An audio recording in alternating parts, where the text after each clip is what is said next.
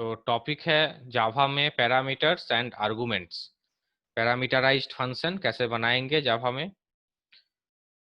तो अभी अभी जो देखे हम लोग वो था फंक्शन, प्रीवियस वीडियो रिकॉर्डिंग है उसके लिए। अब उस फंक्शन में पैरामीटर डालेंगे हम लोग। Parameters act as variable inside the method means function. Parameters are specified after the method name inside the parentheses. Method name और फंक्शन नेम बोलने के बाद ही उसके अंदर में पैरेंथेसिस के अंदर में वो डिक्लेयर किया जाता है। We can add as many parameter as we want. हम जितना चाहे पैरामीटर उसमें ऐड कर सकते हैं। कॉमा सेपरेटर उसके लिए यूज होता है।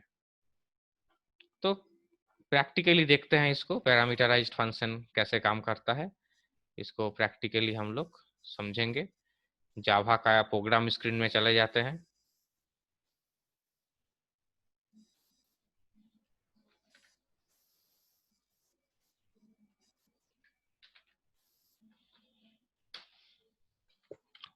तो यहाँ पर एक क्लास बनाते हैं, फंक्शन बना रहे हैं तो नाम दे रहे हैं फन।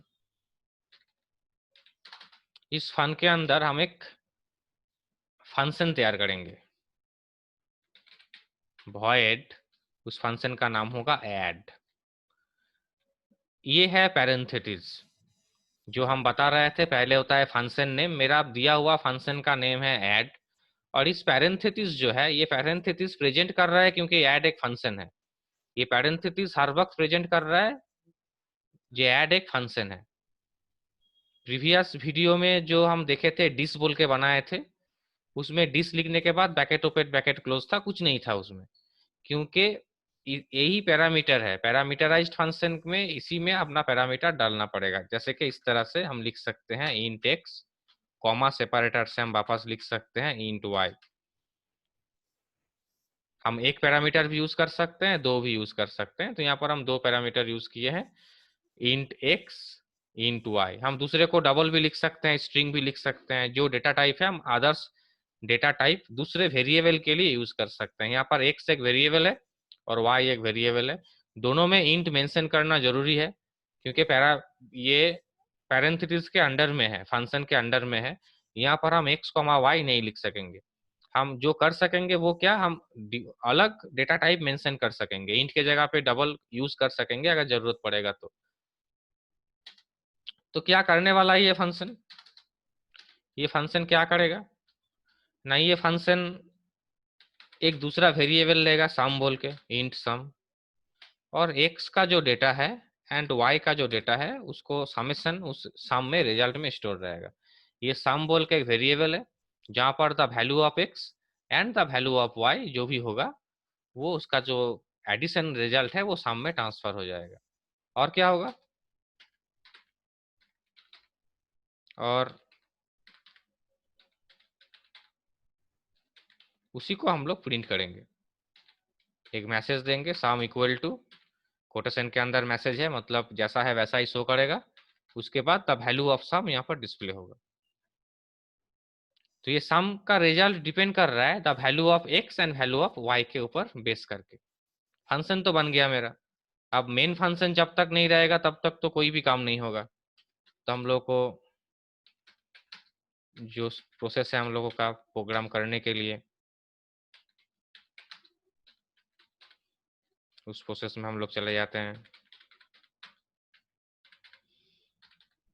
हम पहले कितना भी कुछ लिख ले, लेकिन जब तक पब्लिक स्टैटिक वॉइड मेन नहीं रहेगा तब तक मेरा प्रोग्राम रन नहीं करने वाला। जब पब्लिक स्टैटिक वॉइड मेन आएगा उस जगह से हम लोग का प्रोग्राम तैयार हो गया। अब हम लोगों को पहले ऑब्जेक्ट तैयार करना पड़ेगा। हम लोग जानते हैं ऑब्जेक्ट पहले बनाना पड़ेगा। तो क्लास का नेम है फन, तो पहला ऑब्जेक्ट बना रहे हैं तो नाम दे रहे हैं OB1।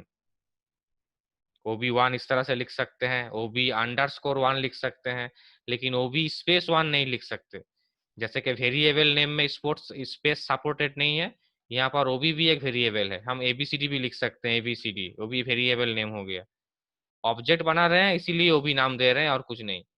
फन ये भी मेरा दिया हुआ नाम है, मतलब जो क्लास का नेम होगा उसी के नाम से यहाँ पर ऑब्जेक्ट बनेगा। तो फन का टोटल एक्टिविटी, फन का टोटल क्रिएट जो भी है फन में, सब ओबी में आ गया। तो यहाँ पर हम नाम देते हैं OB1, और ये लिखने का प्रोसेस है जावा में, इक्वल टू न्यू फन, इस तरह से जावा में लिखना पड़ता है। तो फन का जितना भी एक्टिविटी है वो OB1 में आ गया। अब मुझे ऐड को कॉल करना पड़ेगा, ऐड। तो ऐड कहाँ पर है, ये ऐड फंक्शन कहाँ पर है, ऐड फंक्शन फन में है। हम डायरेक्टली ऐड को नहीं कॉल कर सकते, डायरेक्टली हम इस तरह से ऐड को नहीं कॉल कर सकते, क्योंकि ऐड नहीं है, ऐड फन के अंदर में है, फन के अंदर से कॉल कर सकते हैं। और टोटल फन का प्रोग्राम OB1 में चला गया, टोटल फन का प्रोग्राम मेरा OB1 में चला गया, तो हम लिख सकते हैं OB1 डॉट ऐड। तो ऐड फंक्शन कॉल हो गया। जैसे प्रीवियस वीडियो में हम लोग डिस्प्ले को कॉल किए थे OB1 डॉट डिस करके, लेकिन डिस्प्ले को कॉल कर दिए थे डिस लिख के, ब्रैकेट ओपन ब्रैकेट क्लोज कर दिए थे, पैरेंथेसिस जो है मेरा दे दिए थे, क्योंकि वो नॉन पैरामीटराइज्ड था, वो कॉल हो गया था। लेकिन इसमें अगर इस तरह से कॉल करेंगे तो ये एरर आएगा, ये प्रोग्राम रन नहीं करेगा, क्योंकि ये जो यहाँ पर जो ऐड फंक्शन है, ये ऐड फंक्शन पैरामीटराइज्ड है, उसको वैल्यू चाहिए, उसमें दो जन बैठा हुआ है, दो सीट बैठा हुआ है, उसको वैल्यू चाहिए, विदाउट वैल्यू हम इसको रन नहीं कर सकेंगे, ये एरर दे देगा। तो हम वैल्यू देते हैं 10, 20। तो ये जो 10 ऐड फंक्शन को हम कॉल कर रहे हैं, ये 10 एंड 20 है आर्गुमेंट, आर्गुमेंट और वैल्यू भी कह सकते हैं इसको। आर्गुमेंट कब देना पड़ता है, जब पैरामीटर रहता है, इस जगह को हम कहेंगे पैरामीटर, जहाँ पर इंट x और इंट y लिखा हुआ है, ऐड फंक्शन जब बना है तब। और उसी ऐड को जब कॉल कर रहे हैं तब मुझे देना पड़ेगा आर्गुमेंट। तो जो आर्गुमेंट हम देंगे, पहला वाला आर्गुमेंट है 10, वो 10 ट्रांसफर हो जाएगा x में, और दूसरा आर्गुमेंट है 20, 20 ट्रांसफर हो जाएगा y में, और वही x और y का समेशन होगा जो सम में ट्रांसफर होने वाला है। और हम लोग कंट्रोलिंग तो जानते हैं कैसे फंक्शन कॉल होता है, प्रीवियस वीडियो में देखे थे। ऐड फंक्शन कॉल हो रहा है फन फंक्शन के थ्रू, जब यहाँ पर फंक्शन का FUN का ऑब्जेक्ट बन गया, तब उसी फन फंक्शन का जो लिंक है वो फन में चला गया, और वहां से कॉल हो गया टोटल एक्टिविटी, जिस तरह से वो काम करता है। तो इसको रन करके देखते हैं, कंपाइल करते हैं पहले।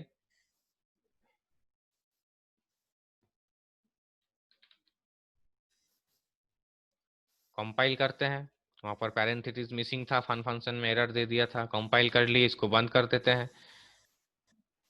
बंद करने के बाद जो जावा का स्क्रीन है हम लोगों का, फन, राइट क्लिक करके वॉइड मेन करके ओके कर रहे हैं। तो इसका जो आउटपुट स्क्रीन है हम लोग को दिखाई दे रहा है, रिजल्ट कितना आ रहा है, 30 आ रहा है, क्योंकि हम दो वैल्यू वहां पर पास किए थे। पहला वाला वैल्यू था 10 और दूसरा वाला वैल्यू था 20, तो उसके ऊपर डिपेंड करके मेरा रिजल्ट यहाँ पर आया 30। और जैसे कि हम लोग जानते हैं फंक्शन है, फंक्शन बन गया मतलब उसको हम बार बार कॉल कर सकते हैं। अगले बार जो फंक्शन बनाए थे वहां पर तो RS स्वस्तिक फाउंडेशन लिखा हुआ था, जितना बार भी कॉल कर रहे थे RS स्वस्तिक फाउंडेशन कॉल हो रहा था। लेकिन यहाँ पर जितना बार हम कॉल करेंगे, अलग अलग वैल्यू देके कॉल करेंगे। ये जो फंक्शन है एक बार बना हुआ है, हम जितना बार अलग अलग वैल्यू देके पास करेंगे उतना बार अलग अलग रिजल्ट मेरे पास आएगा। मुझे बार बार एडिशन करने का जरूरत नहीं पड़ेगा। एडिशन जस्ट एक एग्जाम्पल है, कोई भी प्रोग्राम, कोई भी प्रोग्राम, वो प्राइम नंबर, फैक्टोरियल, जितना कुछ भी सीखे हैं या आगे सीखने वाले हैं बड़ा बड़ा प्रोग्राम, कोई भी प्रोग्राम एक बार करेंगे, फंक्शन के थ्रू डिफरेंट वैल्यू देके बार बार पास करेंगे। अगर फंक्शन नहीं बनेगा तो डिफरेंट वैल्यू पास करने के लिए मुझे बार बार प्रोग्राम को रीराइट करना पड़ेगा। लेकिन हम फंक्शन को कॉपी कर लेते हैं,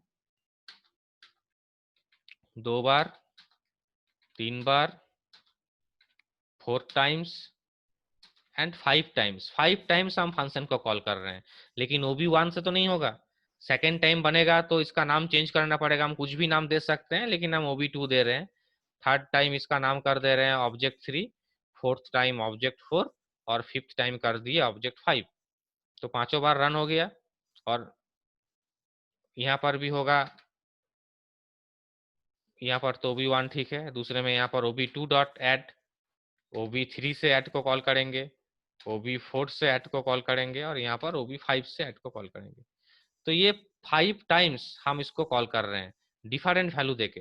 पहला बार कॉल किए हैं 10 और 20 देके, सेकेंड टाइम कॉल कर रहे हैं 15 एंड 220, थर्ड टाइम इसको कॉल कर रहे हैं 1 और 25, फोर्थ टाइम कॉल कर रहे हैं 10 and 50 and fifth time call कर रहे हैं इसको 60 एंड 120। कंपाइल कर दे रहे हैं प्रोग्राम को, कोई एरर नहीं है। अब इसको रन करके देखते हैं। तो इसका जब आउटपुट स्क्रीन आया मेरे सामने, 5 डिफरेंट रिजल्ट समेशन का यहाँ पर शो कर रहा है, लेकिन हम सम एक बार ही किए हैं। हम इसको 1000 बार कॉल कर सकते हैं जैसा मेरा रिक्वायरमेंट्स रहेगा, लेकिन प्रोग्राम मेरा एक बार ही किया हुआ है। तो ये तो हम जानते हैं फंक्शन का रीयूजिबिलिटी फीचर्स, इसीलिए हम लोग फंक्शन का यूज करते हैं।